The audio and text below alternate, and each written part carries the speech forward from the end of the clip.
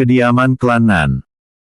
Sepanjang perjalanan menuju kediaman klan Nan, kedua ranah Tianzun klan Nan memilih menutup mulut mereka rapat-rapat kecuali Zhao Jian bertanya dan mereka hanya menjawab singkat saja.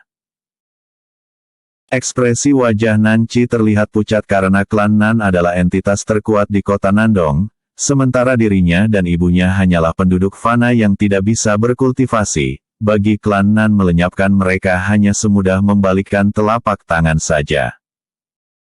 Dua ranah Tianzun klan Nan langsung memasuki kediaman klan Nan lebih dulu. Keduanya tampak terburu-buru memasuki rumah besar dan mewah tersebut. Tak lama kemudian, wanita cantik yang terlihat seperti wanita berusia 40-an tahun keluar dari dalam kediaman klan Nan dikawal oleh belasan kultivator wanita ranah Tianzun. Su Yan menyapa Hakim Jian. Kau pasti gadis yang selamat dari penculikan kawanan bandit itu. Su Yan menangkupkan tinju untuk menunjukkan rasa hormat pada Zhao Jian, tetapi saat tatapan matanya tertuju pada Nanci, ia tampak seolah-olah seperti memandang sesuatu yang menjijikkan. Maaf Nyonya Yan. Putriku masih mengalami trauma sehingga responnya lambat untuk menyahut sapaan Nyonya Yan. Nan Yue menundukkan wajahnya sembari mendorong punggung Nanci agar menundukkan wajahnya juga. Zhao Jian hanya menunjukkan ekspresi wajah datar saja walaupun Su Yan tersenyum ramah padanya, tetapi tatapan Su Yan pada Nanci membuat Zhao Jian tidak menyukai sikap istri patriark klan Nan tersebut. Zhao Jian menangkupkan tinju dan berkata, Zhao Jian juga menyapa Nyonya Yan. Su Yan tetap mempertahankan senyuman tipis di sudut bibirnya. Dia sudah menduga kalau Zhao Jian tidak menyukai klan Nan karena keterlibatan Nan Feng dalam penculikan gadis-gadis desa Pakis Hitam. Sebenarnya klan Nan ingin merawat mereka karena mereka juga bagian dari klan Nan.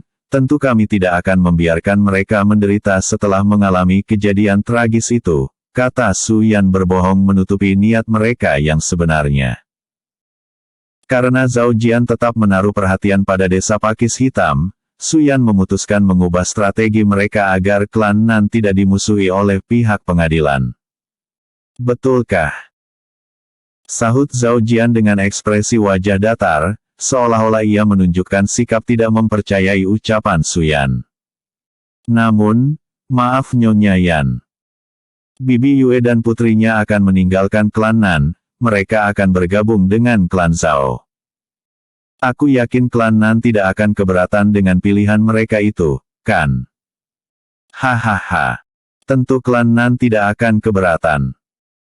Justru kami sangat senang karena mereka akan menjadi bagian klan menantu kaisar, sahut Su Yan tertawa pelan dan tetap menunjukkan sikap tenang.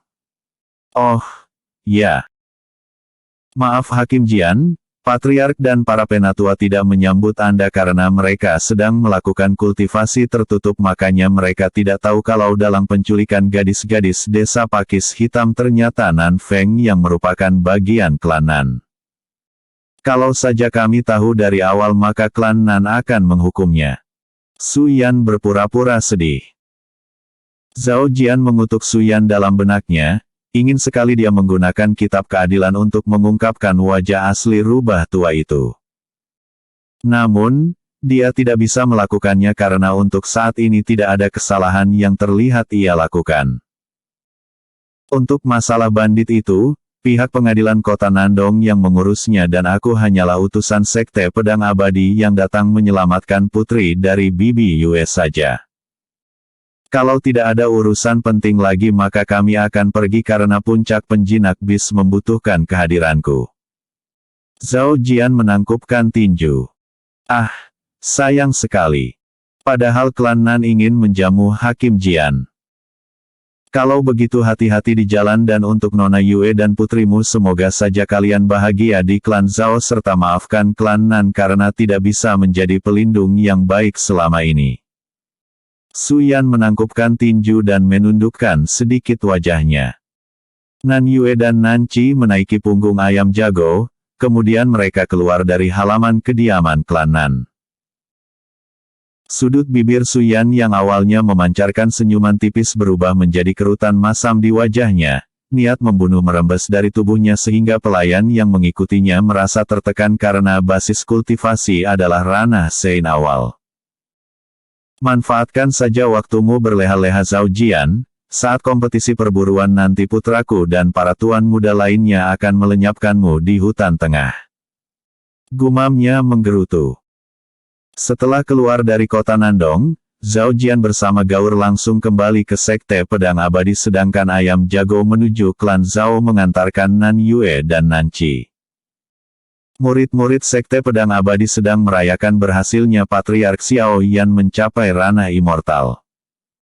Dia menjadi ranah immortal kedua di Kekaisaran Jiang setelah Xiao Long, Kasim Kepala di Istana Kekaisaran. Zhao Jian sangat senang dengan pencapaian kultivasi Patriark Sekte Pedang Abadi tersebut, karena semakin banyak kultivator kuat di Kekaisaran Jiang maka semakin kecil kemungkinan Gui Dao Kekaisaran Jiang dilahap oleh Gui Dao asing. Zhao Jian langsung menuju puncak penjinak bis dan melatih teknik bela dirinya, sedangkan bis-bisnya melakukan kultivasi setelah mendapatkan kristal bis darinya.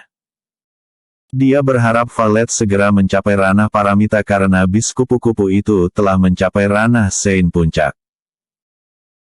Zhao Jian berlatih keras menyempurnakan semua teknik bela dirinya karena sebentar lagi akan dimulai kompetisi perburuan di hutan tengah yang merupakan tempat terlarang yang dihuni para bis.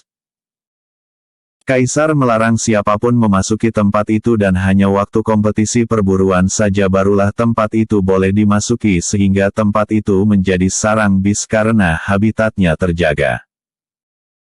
Kompetisi perburuan nanti juga kesempatan bagi Zhao Jian untuk mendapatkan kristal bis level tinggi karena bis-bis yang ada di puncak penjinak bis berasal dari sana termasuk bis Phoenix milik Penatua Xiaoxi. Menurut catatan di perpustakaan Paviliun Puncak Penjinak Bis, di hutan tengah masih ada bis ranah Sein yang bersembunyi. Para bis itu kemungkinan akan memasuki masa hibernasi untuk melakukan kultivasi tertutup agar mencapai ranah paramita, sehingga kompetisi perburuan tahun ini pasti berlangsung sengit untuk mendapatkan kristal bis dari bis level tinggi tersebut. Aura ini. Zhao Jian berhenti berlatih setelah merasakan aura yang sangat kuat dari arah gubuk Penatua Xiaoxi. Ranah paramita. Gumamnya tersenyum. Zhao Jian mengepal tangannya dan berharap segera mencapai ranah paramita juga. Namun, untuk saat ini dirinya masih ranah Sein awal, untuk mencapai ranah paramita ia membutuhkan kristal bis atau melakukan kultivasi secara biasa dengan bantuan pil yang banyak. Tetapi itu akan membutuhkan puluhan tahun untuk dapat menerobos ke ranah paramita. Zhao Jian melesat ke arah gubuk Penatua Xiaoxi, sebagai murid yang ditunjuk sebagai pemimpin sementara puncak penjinak bis tentu ia harus yang pertama menyapa Penatua Xiaoxi. Namun, tiba-tiba terdengar suara ledakan di dekatnya. Apa yang terjadi? Gumamnya penasaran mendekati sumber ledakan itu. Bukankah dia adalah Xuan Ji yang kabarnya adalah tuan muda sampah klan Ji? Zhao Jian terkejut melihat Xuan Ji sedang mencoba menjinakkan bis ular 7 warna legendaris yang merupakan salah satu bis terkuat di puncak penjinak bis yang belum ada yang melakukan kontrak jiwa dengan bis tersebut. Zhao Jian juga merasakan ada energi spiritual yang sangat kuat tiba-tiba keluar dari tubuh Xuan Ji padahal basis kultivasinya sangat rendah. Jangan-jangan dia adalah tokoh protagonis seperti cerita-cerita legenda yang awal-awalnya dihina sebagai sampah. Ternyata ada jiwa kultivator cantik yang membantunya menjadi kuat kemudian dia akan melakukan balas dendam dan memiliki harem cantik-cantik. Gumam Zhao Jian dan tiba-tiba ia teringat kalau istrinya, Jiang Ruo adalah wanita tercantik di Kekaisaran Jiang. Sial.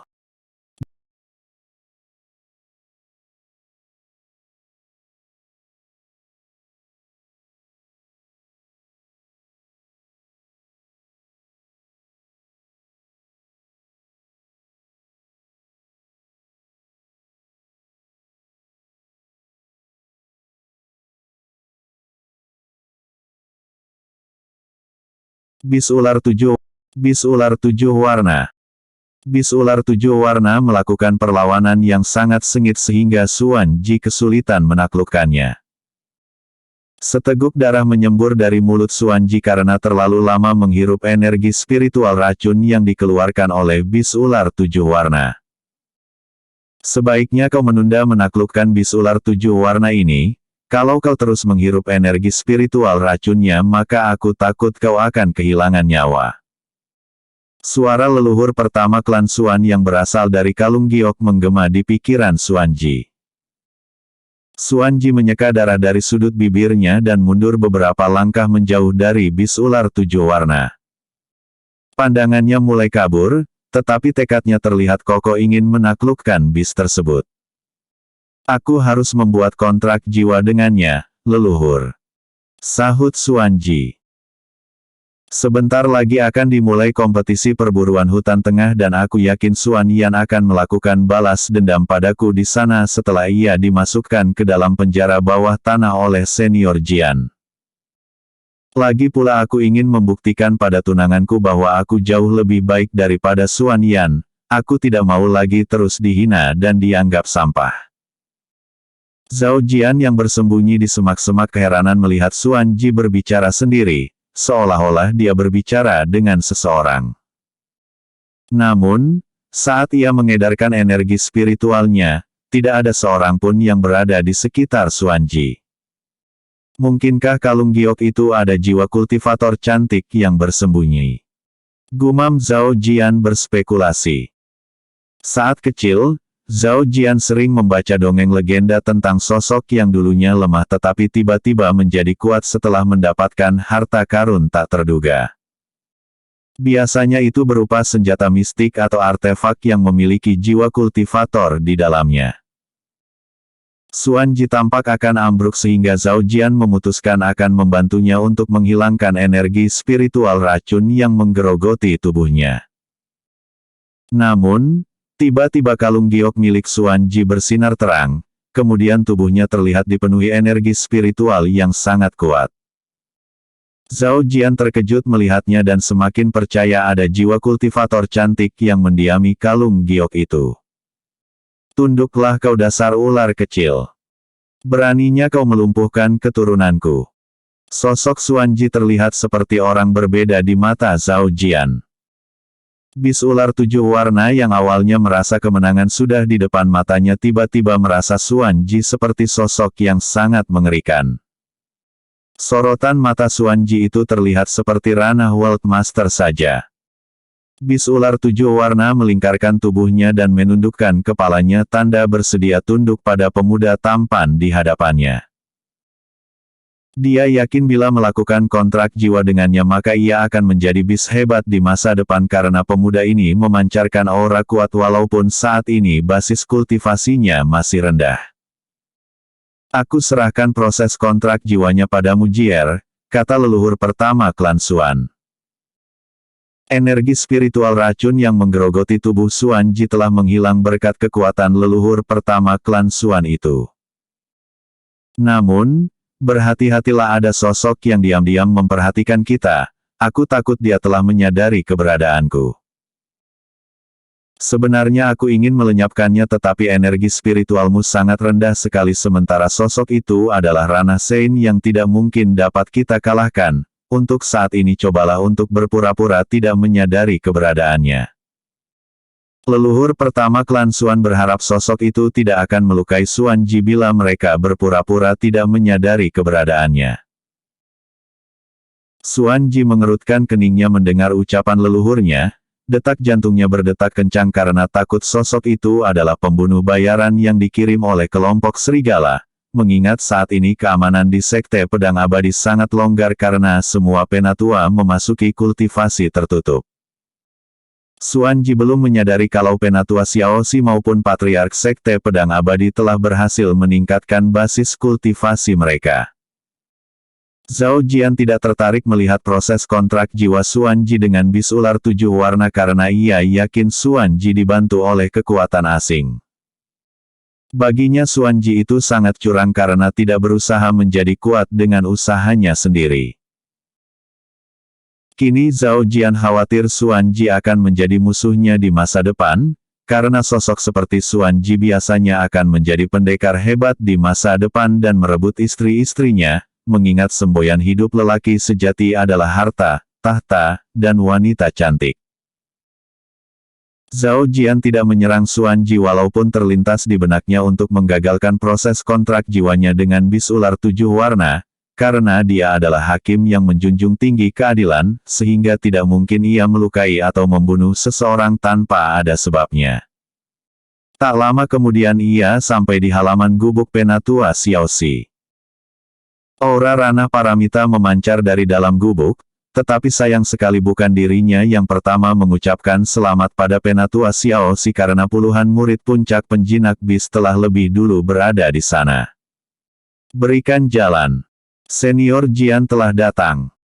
Seru murid pria bertubuh gemuk dengan senyum lebar. Dia kemudian buru-buru mendekati Zhao Jian dan bertindak seperti pengawal pribadi padahal Zhao Jian tidak mengenali murid tersebut. Kalian tidak perlu memperlakukan aku seperti orang yang istimewa.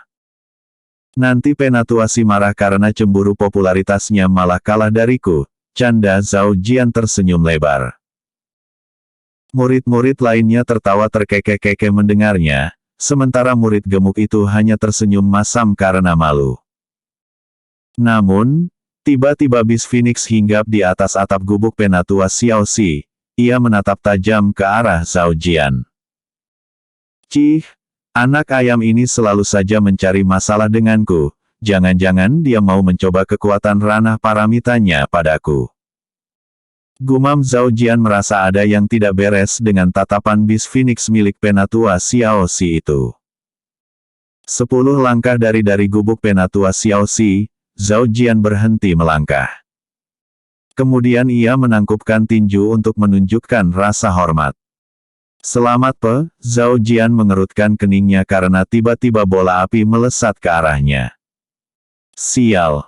Aku menyesal datang kemari. Gerutunya sembari mundur beberapa langkah dan para murid lainnya ikut berhamburan menjauh dari dekat Zhao Jian. Nak, kau sombong sekali, beraninya kau mengumpat di belakang masterku. Cibir bis Phoenix dengan tatapan angkuh. Aku akan mewakili Master Si mendidikmu ke jalan yang benar. Sudut bibirnya memancarkan seringai tipis yang membuat detak jantung Zhao Jian semakin berdetak kencang. Terima kasih atas nasihat Senior Phoenix, tetapi maaf aku sudah bosan belajar dan aku akan kembali ke gubukku.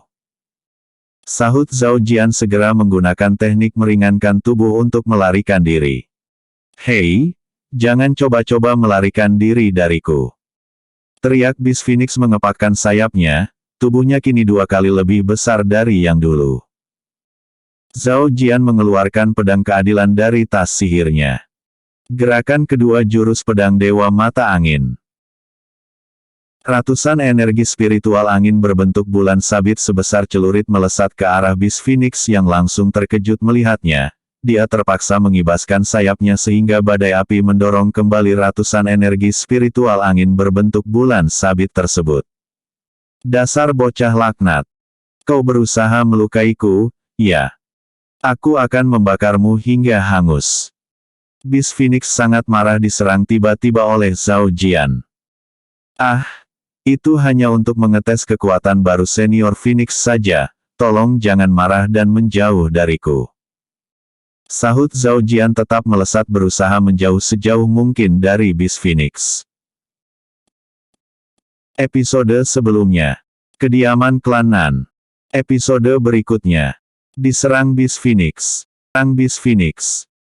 Bis Phoenix mengabaikan seruan Zhao Jian, ribuan bola-bola api melesat sesaat setelah ia mengepakkan sayapnya. Senior bangsat.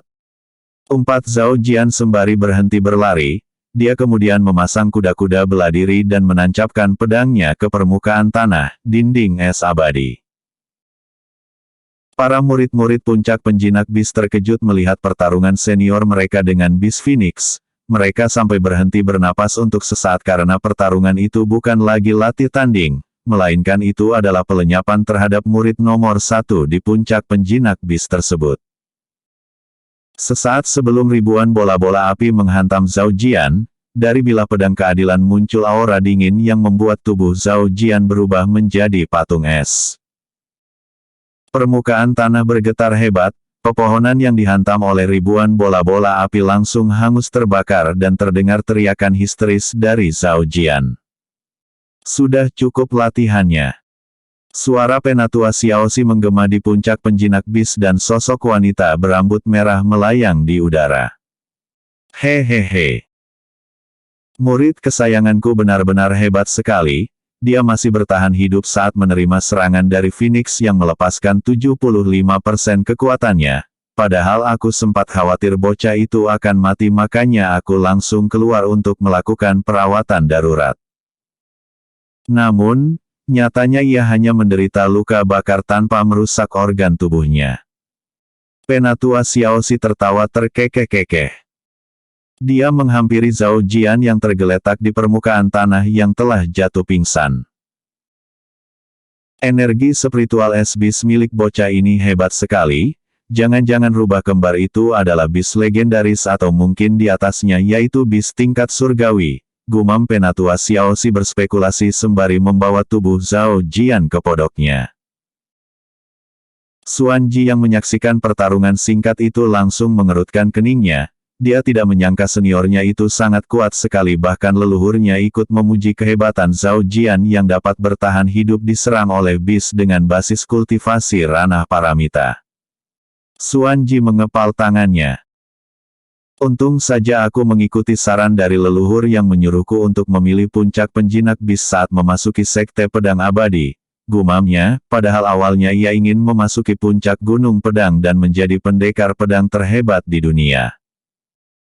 Namun, setelah melihat pertarungan Zhao Jian itu, dia kini merasa Beastmaster lah yang terhebat di dunia bela diri.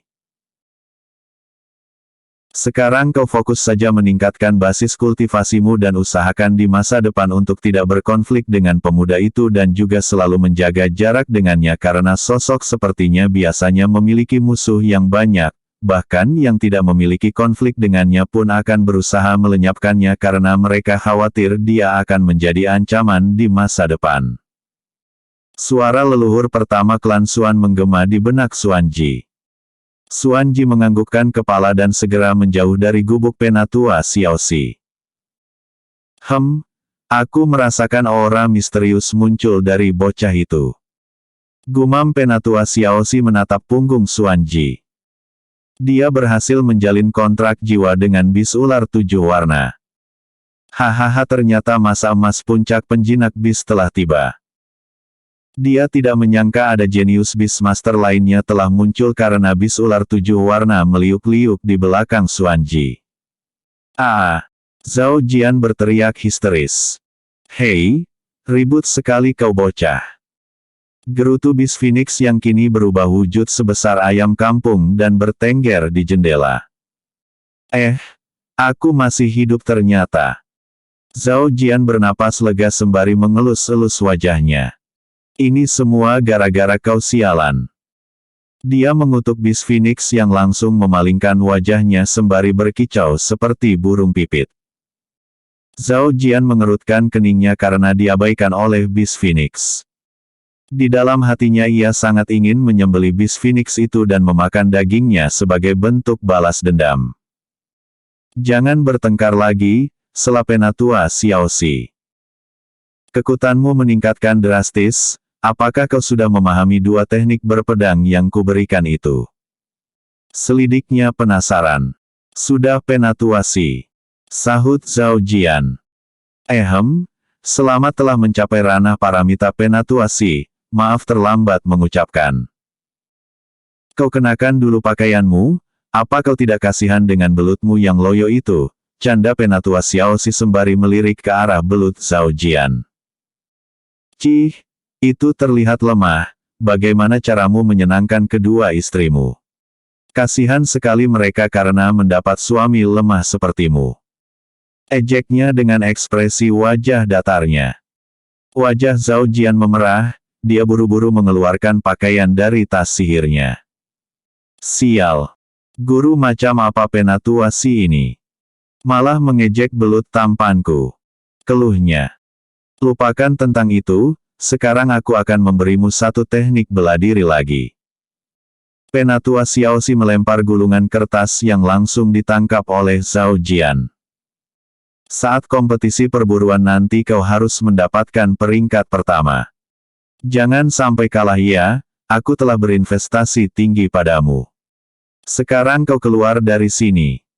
Penatua Xiaoxi menerbangkan Zhao Jian dari gubuknya. Beberapa murid pelataran luar yang sedang menyapu halaman gubuk Penatua Xiao terkejut mendengar suara ledakan yang muncul dari gubuk tersebut. Senior Jian. Teriak mereka berusaha mendekatinya, tetapi Zhao Jian melambaikan tangannya. Aku baik-baik saja. Sahutnya sembari menyeka darah dari sudut bibirnya. Zhao Jian segera menggunakan teknik meringankan tubuh, dia tidak ingin berlama-lama di dekat Penatua Xiaoxi karena tidak ingin babak belur. Setelah sampai di gubuknya, Zhao Jian membuka gulungan kertas yang diberikan oleh Penatua Xiaoxi. Gulungan teknik bela diri itu bukan lagi teknik berpedang, itu adalah teknik bela diri yang mengatur aliran energi spiritual dari dantian dan mengubahnya menjadi kekuatan tinju yang menghancurkan. Jurus tinju King Kong Surgawi. Nama teknik bela diri ini seram juga. Aku harus segera mempraktekkannya, gumam Zhao Jian. Gerakan pertama jurus King Kong Surgawi itu adalah seperti gerakan tinju biasa pada umumnya, yaitu meninju ke arah depan. Zhao Jian memejamkan matanya, dia mengalirkan energi spiritual dari dantiannya. Karena energi spiritual asli miliknya adalah energi spiritual angin maka ia mengalirkan energi spiritual angin itu pada percobaan pertama tersebut. Namun, saat ia meninju ke arah depan, tidak ada yang terjadi. Sepertinya jurus tinju King Kong Surgawi ini tidak cocok dengan energi spiritual angin. Aku coba energi spiritual api saja, pikirnya lagi.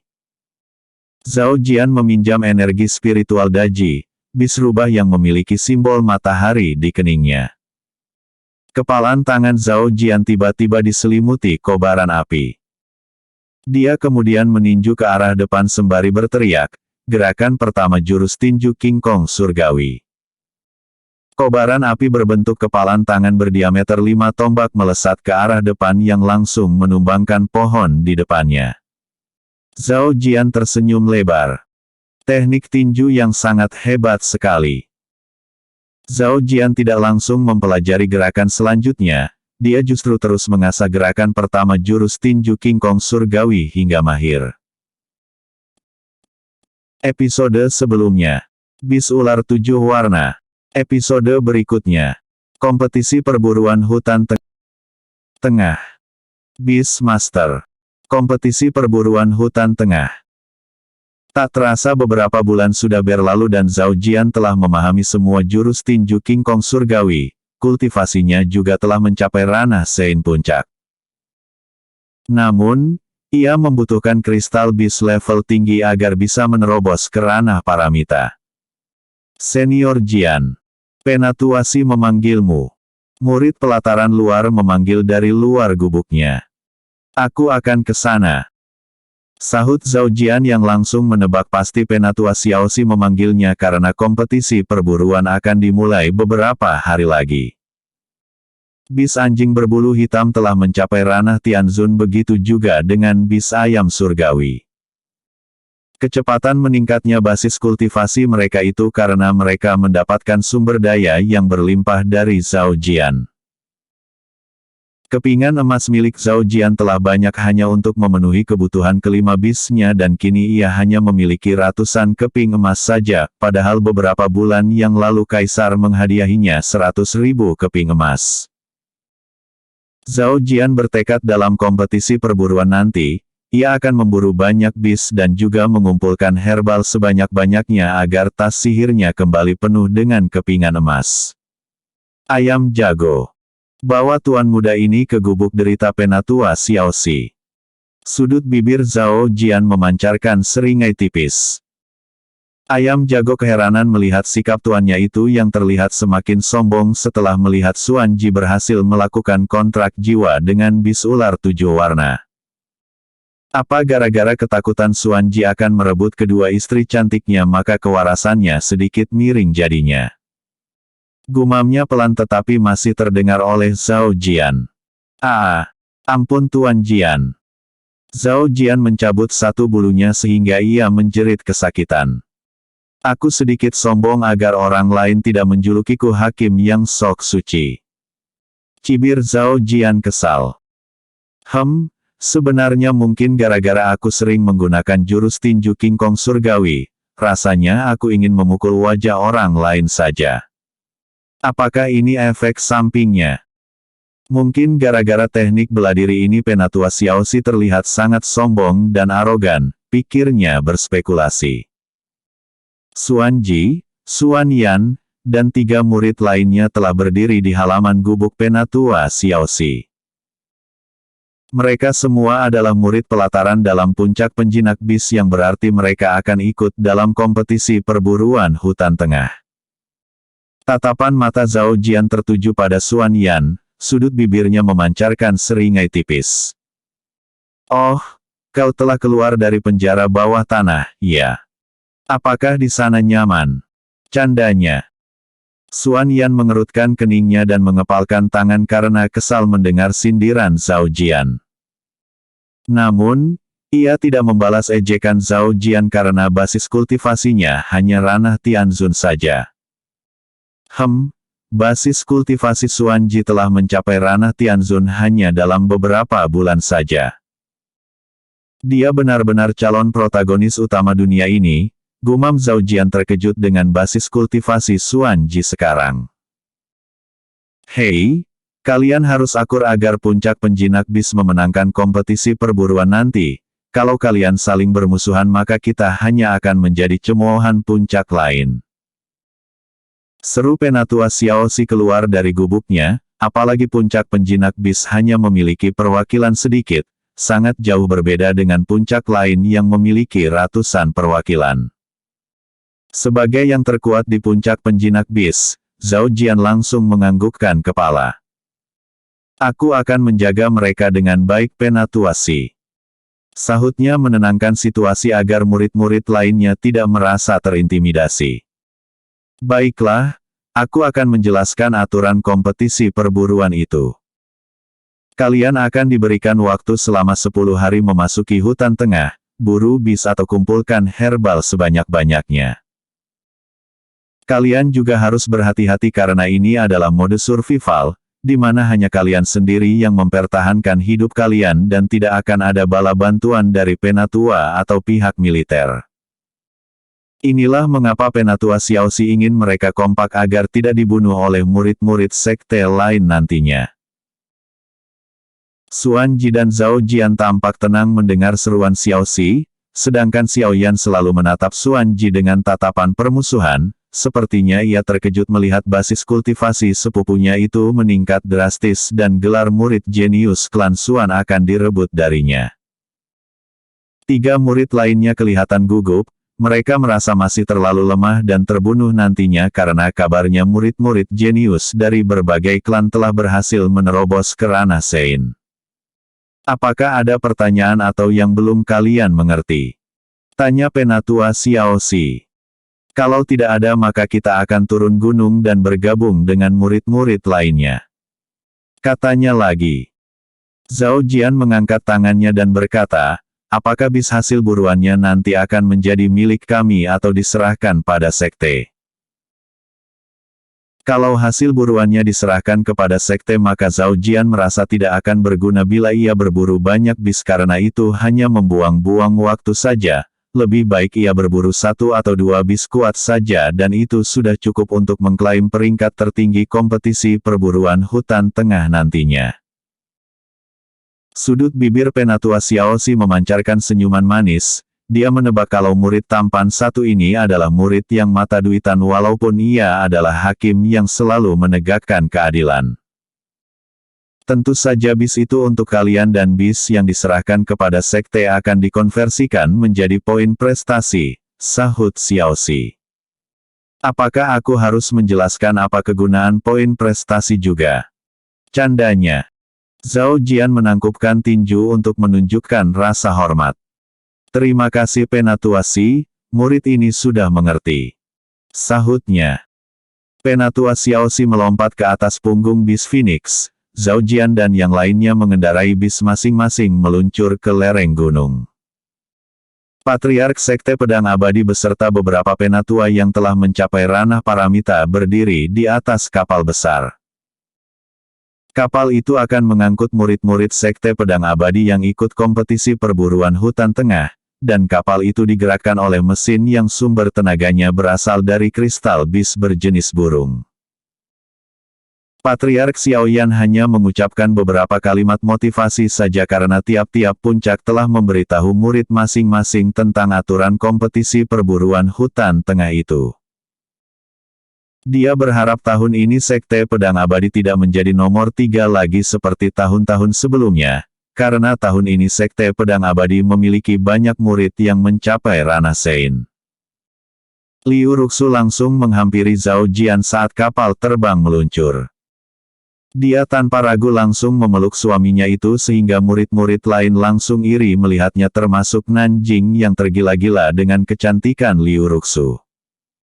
Jiang Ruo berpura-pura tidak mengenali Zhao Jian dan hanya berbaur dengan kelompok mawar merahnya. Tuan Putri Ruo. Jangan sampai kalah dengan Junior Ruxu, kalau Tuan Putri selalu bersikap begini takutnya Senior Jian malah melupakanmu hehehe. Jiang Su, sahabat Jiang Ruo bercanda, sehingga anggota kelompok mawar merah lainnya tertawa mendengarnya. Jiang Ruo mengerutkan keningnya dan menatap tajam Jiang Su. Zhao Jian kebetulan melihat ke arahnya dan suaminya itu pun langsung melambaikan tangan serta tersenyum lebar. Cie, cie. Kumbangnya telah memberikan kode, tunggu apa lagi Tuan Putri. Cepat sikat sampai lemas hahaha. Jiang Su kembali bercanda dan tiba-tiba hawa di sekitar mereka menjadi dingin. Ah, aku harus berkultivasi agar kekuatanku meningkat sehingga tidak menjadi beban kelompok kita. Jiang Su segera menjauh dari Jiang Ruo. Episode sebelumnya. Diserang bis Phoenix. Episode berikutnya. Kompetisi perburuan hutan tengah 2. Beast Master. Kompetisi perburuan hutan tengah 2. Apakah kamu sudah membentuk tim dalam turnamen perburuan nanti? Kalau tidak ada, gabung bersama kami saja. Zhao Jian khawatir Liu Ruxu akan terluka walaupun dulunya Liu Ruxu adalah murid jenius di Akademi Kerajaan Zhao. Namun, basis kultivasi sekarang hanya ranah Tianzun saja. Aku akan pergi bersama kelompok Mawar Merah. Jian Gege tidak perlu khawatir, Senior Ruo akan menjaga kami, sahut Liu Ruxu. Zhao Jian memperhatikan Jiang Ruo dan kelompok Mawar Merah, ada 5 ranah Sein selain Jiang Ruo, kemungkinan mereka adalah nona muda dari klan besar sehingga berkat sumber daya dari klan masing-masing, mereka dengan mudah menerobos ke ranah Sein. Dengan 6 ranah Sein di kelompok Mawar Merah, Zhao Jian yakin tidak ada yang akan berani mengusik mereka di hutan tengah nanti. Saat tatapan Zhao Jian tertuju pada kelompok serigala hitam, dia langsung terkejut karena ada 10 ranah Sein di sana, dan mereka adalah murid-murid yang familiar atau memiliki konflik dengannya. Zhao Jian yakin perburuan nanti tidak akan berjalan mulus. Pasti ada yang berusaha menjegalnya karena tatapan murid-murid di kelompok serigala hitam kepadanya layaknya menatap mangsa saja. Jian Gege. Aku akan bergabung dengan kelompok Mawar Merah, hati-hati ya. Jangan sampai terluka. Bisiknya khawatir Nanjing bersama kelompok serigala hitam akan menargetkan suaminya itu. Zhao Jian tersenyum hangat, jangan khawatir Ruxu Erdan. Sampaikan salamku pada Ruer juga. Zhao Jian masih belum memahami jalan pikiran Jiang Ruo dan ia juga bingung kenapa putri mahkota kekaisaran Jiang itu selalu mengelak menatapnya. Keesokan harinya, kapal terbang Sekte Pedang Abadi mendarat di pinggiran hutan tengah. Murid-murid dari sekte-sekte lain sepertinya telah tiba lebih dulu. Murid dari sekte besar terlihat sangat percaya diri, sedangkan dari sekte-sekte kecil tampak gugup dan khawatir. Xuan Ji langsung menghilang di kerumunan para peserta kompetisi perburuan hutan tengah itu dan hanya 3 murid puncak penjinak bis saja yang mengikuti Zhao Jian. Sepertinya ketiganya tidak percaya diri memasuki hutan tengah tanpa ada perlindungan dari murid dengan basis kultivasi tinggi. Pria sepuh yang mengenakan jubah berlambang naga melayang 100 tombak dari permukaan tanah, dia memancarkan aura ranah paramita. Saat melihat sosok itu, Zhao Jian langsung mengenalinya karena ia pernah bertemu dengan pria sepuh itu di istana kekaisaran. Ternyata kaisar mengutus hakim agung membuka jalannya turnamen perburuan hutan tengah ini, gumamnya. Aku yakin kalian semua sudah tahu aturan kompetisi perburuan hutan tengah ini. Suara hakim agung menggema di telinga semua peserta kompetisi perburuan hutan tengah itu. Taklukkan bis terkuat maka kalian akan menjadi juara dan mendapatkan kristal bis ranah Sein beserta hadiah 1000 keping emas.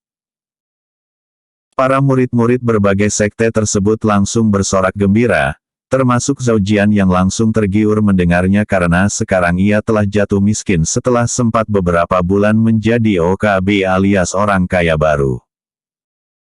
Yang terluka atau tidak sanggup lagi maka segeralah menuju pinggiran hutan tengah, karena di pinggiran hutan tengah tidak akan ada bis dengan basis kultivasi tinggi. Namun, semakin dalam kalian memasuki hutan tengah maka semakin kuat bis yang kalian hadapi, berhati-hatilah. Seru hakim agung menginginkan mereka walaupun ia tahu sekte masing-masing telah memberitahu mereka. Itu saja kata-kata mutiara dariku, sekarang kalian dapat memulai perburuannya. Para murid-murid berbagai sekte langsung melesat ke dalam hutan tengah. Zhao Jian langsung menunggangi ayam jago dan bergerak dengan kecepatan sedang saja agar ketiga murid yang mengikutinya tidak ketinggalan.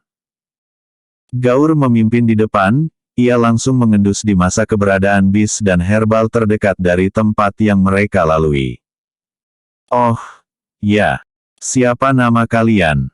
Tanya Zhao Jian pada ketiga murid yang mengikutinya. Zhu Huo menyapa senior Jian. Murid wanita berambut merah menangkupkan tinju lebih dulu.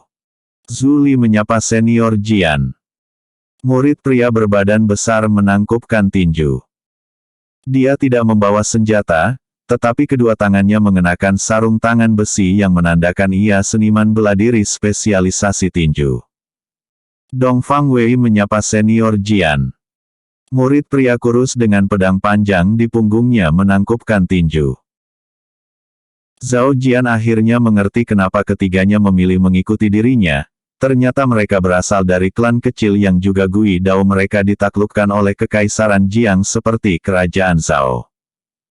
Baiklah, kita akan berburu bersama dan membagi hasil buruannya dengan adil. Namun, hari kelima nanti aku akan memasuki kawasan paling berbahaya agar dapat menemukan bis level tinggi. Saat itu kalian dapat memutuskan apakah akan tetap mengikutiku atau tetap berburu di kawasan aman, sahut Zhao Jian sembari menangkupkan tinju juga. Ketiganya tersenyum cerah karena Zhao Jian akan membagi hasil buruan dengan mereka. Padahal dari awal mereka hanya berharap mengikuti agar tetap aman saja atau tidak terbunuh selama kompetisi perburuan. Gaur tiba-tiba berhenti berjalan. Di pohon itu ada sarang lebah, ratu lebah itu adalah bis ranah Jiesu. Senior Jian. Biarkan aku yang akan menaklukkan ratu lebah itu. Seru Zuli melangkah ke depan pohon besar di hadapan mereka. Dia menggulung lengan pakaiannya dan memamerkan otot-otot lengannya yang besar. Senior Jian tidak perlu berkeringat hanya untuk menangkap serangga lemah ini, hehehe. Sudut bibir Zuli memancarkan seringai jahat seperti para bandit-bandit, sehingga Zhao Jian mengerutkan keningnya dan menggelengkan kepala. Zuli meninju batang pohon, seluruh daun-daun pohon itu langsung berguguran tetapi pohonnya tetap berdiri kokoh. Zhao Jian terkejut melihatnya. Pengendalian energi spiritual yang sangat baik, bahkan sarang lebah itu tidak terguncang, gumamnya takjub. Bis Ratu Lebah terbang keluar dari sarangnya, dia tampak sangat marah setelah merasakan energi spiritual milik Zuli. Hei, manusia laknat. Berani sekali kalian mengusik tidur Siang Ra. Belum selesai Bis Ratu Lebah itu mengumpat, tiba-tiba Zuli meluncur seperti meteor. Kepalan tangannya dipenuhi kobaran api yang merupakan kelemahan alami dari lebah. Tunggu. Bis Ratu Lebah hendak menyerah, tetapi kepalan tangan Zuli telah mendarat di wajahnya. Bis Ratu Lebah itu langsung tewas dengan wajah yang hancur. Lebah-lebah lainnya sangat marah karena ratu mereka tewas di tangan Zuli.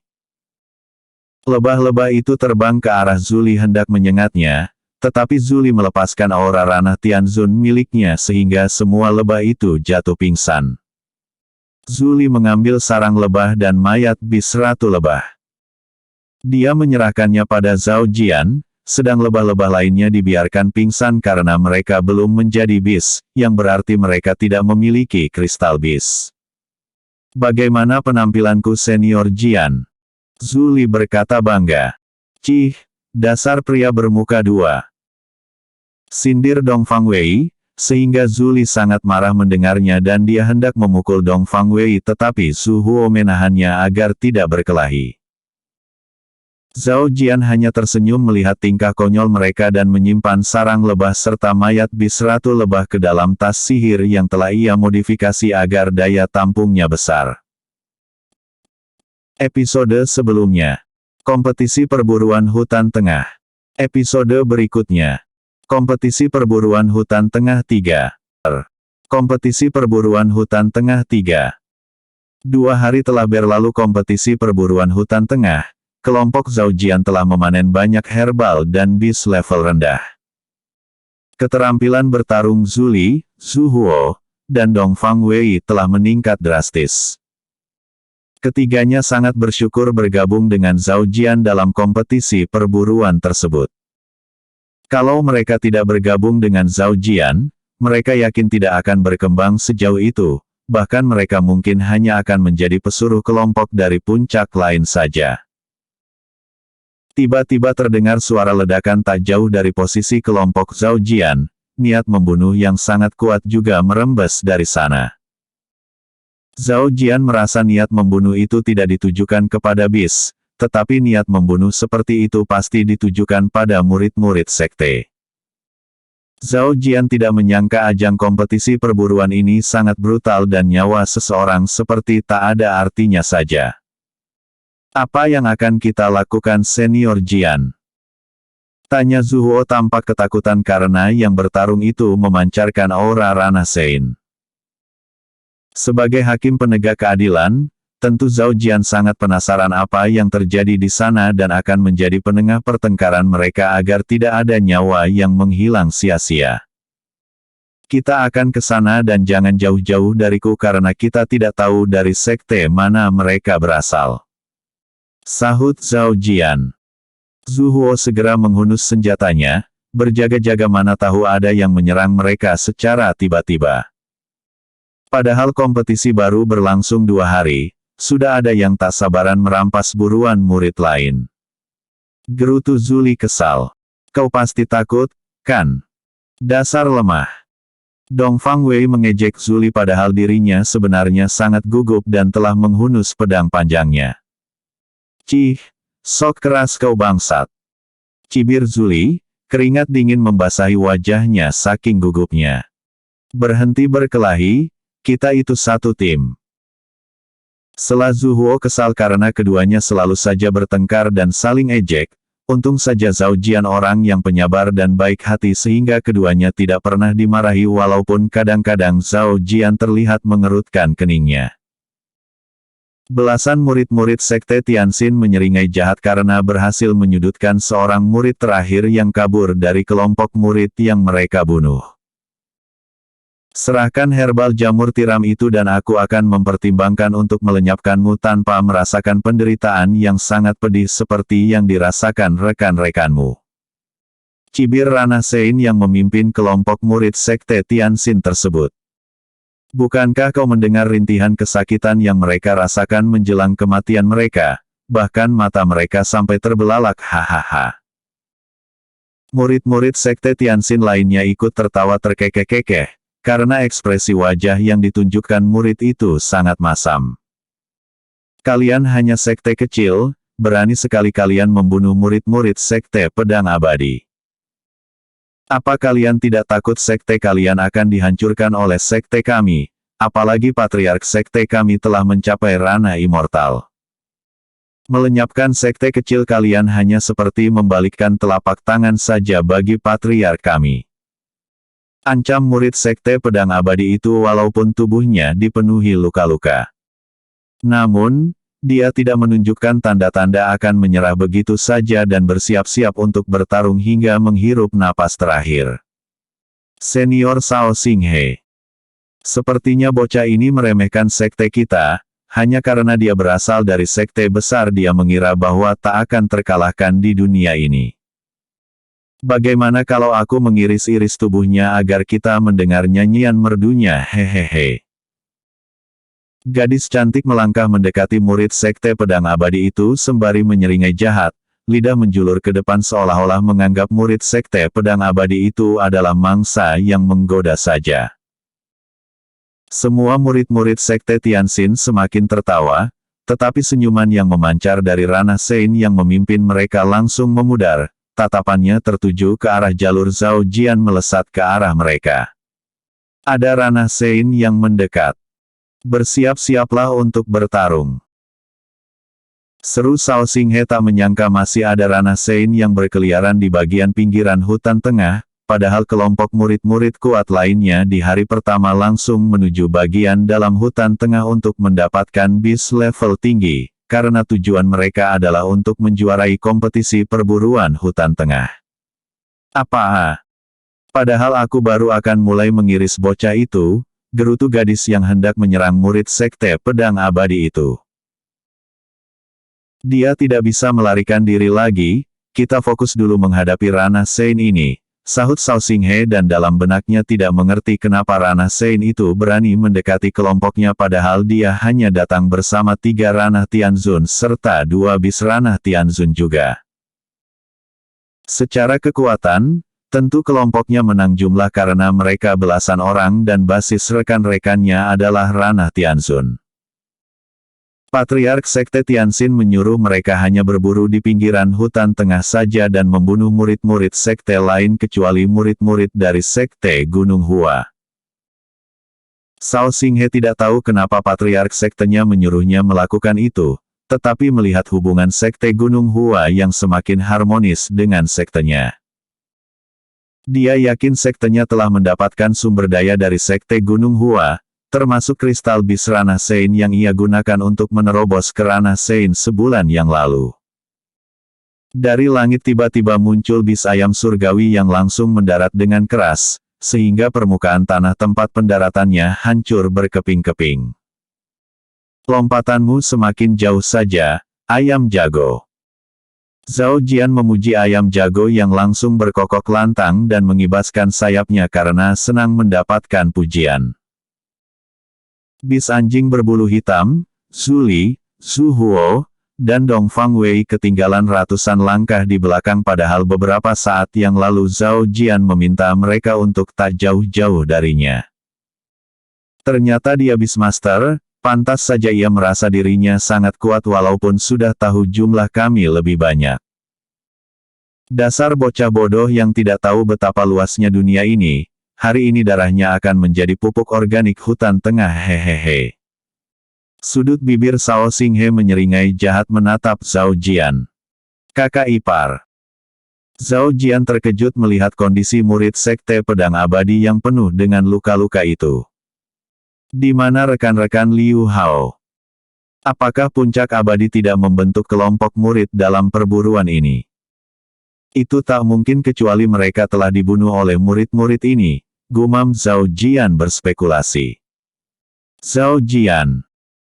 Samar-samar Liu Hao melihat sosok yang muncul dari langit itu adalah suami sepupunya, Liu Ruxu, apalagi sosok itu memanggilnya kakak ipar, hanya Liu Ruxu saja yang menikah muda di keluarga Liu-nya.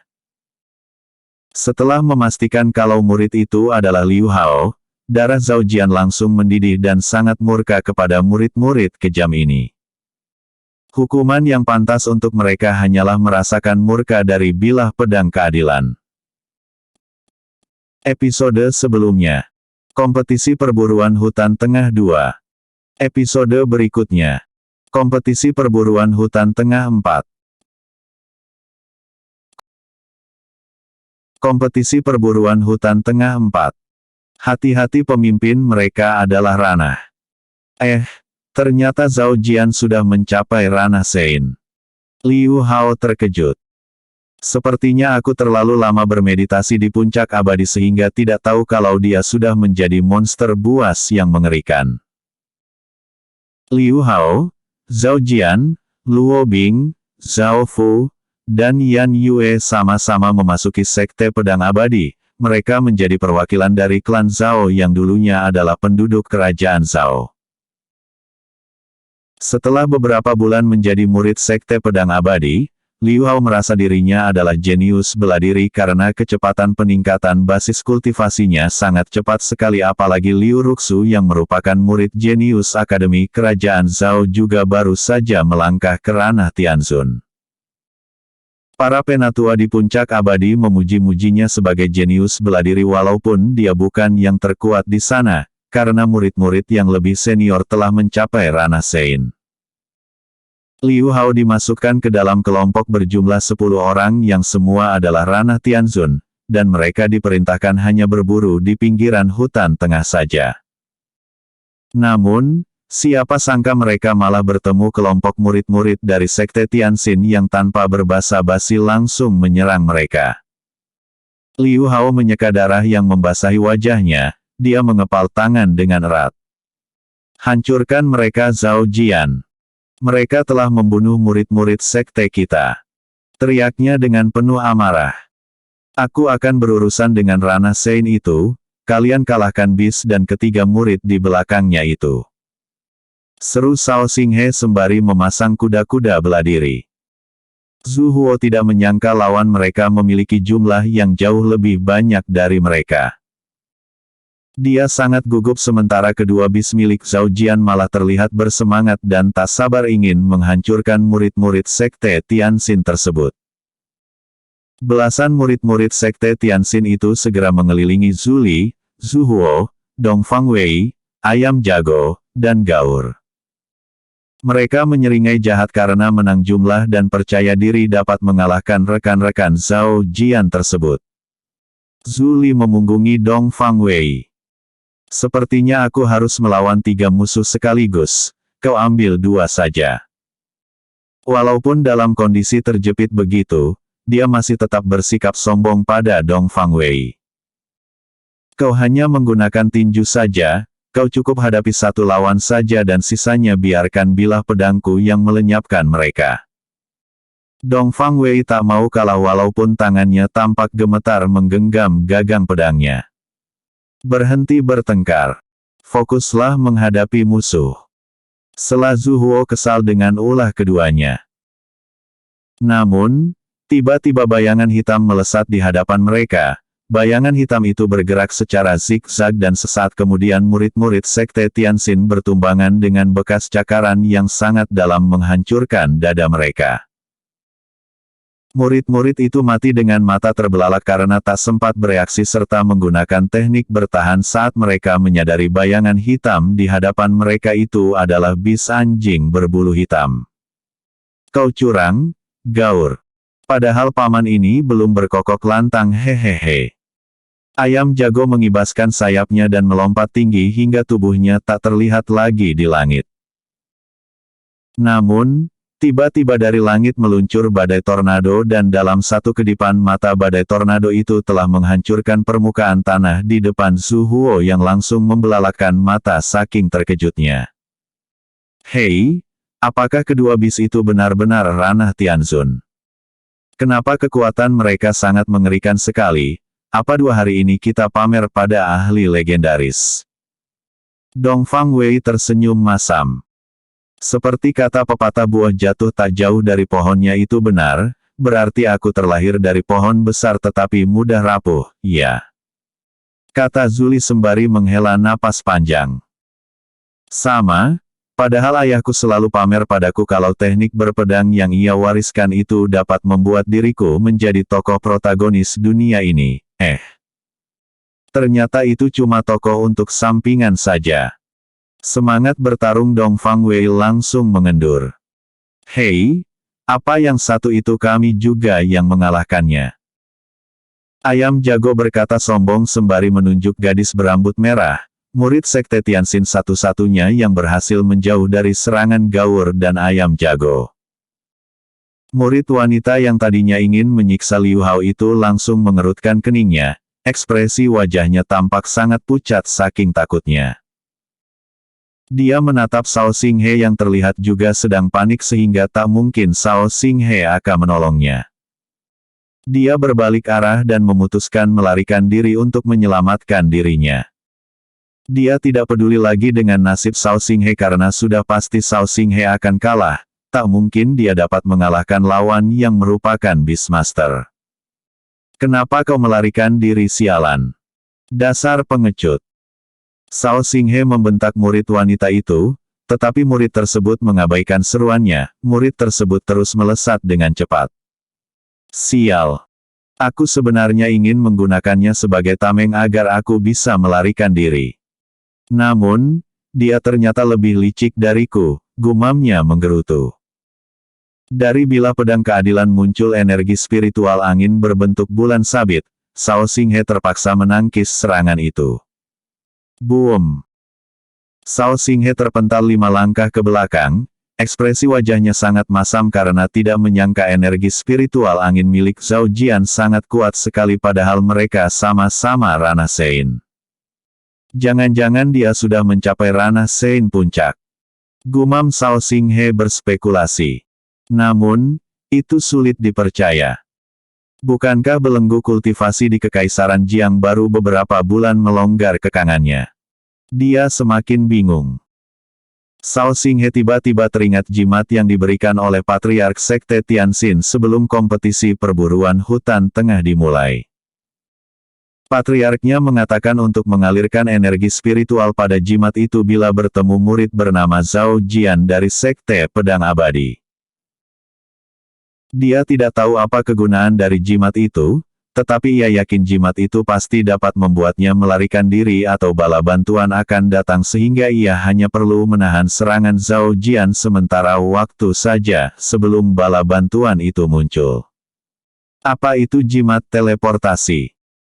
Gumam Zhao Jian memperhatikan kertas jimat di tangan Shao Xinghe dan ia teringat dengan Lu Xiaoran yang tiba-tiba menghilang saat bertarung melawannya. Karena Shao Xinghe dan kelompoknya telah membunuh murid-murid Sekte Pedang Abadi, Zhao Jian tidak akan membiarkan Shao Xinghe menggunakan jimat itu untuk melarikan diri.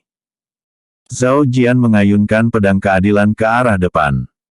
Gerakan kedua jurus pedang Dewa Mata Angin.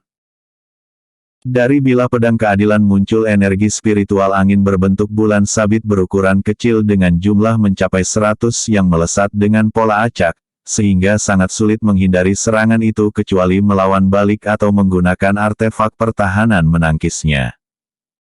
Shao Xinghe mengerutkan keningnya dan segera mengalirkan energi spiritualnya pada jimat kertas pemberian Patriark Sekte Tianxin tersebut. Jimat itu tiba-tiba berubah menjadi asap hitam berbentuk burung kecil.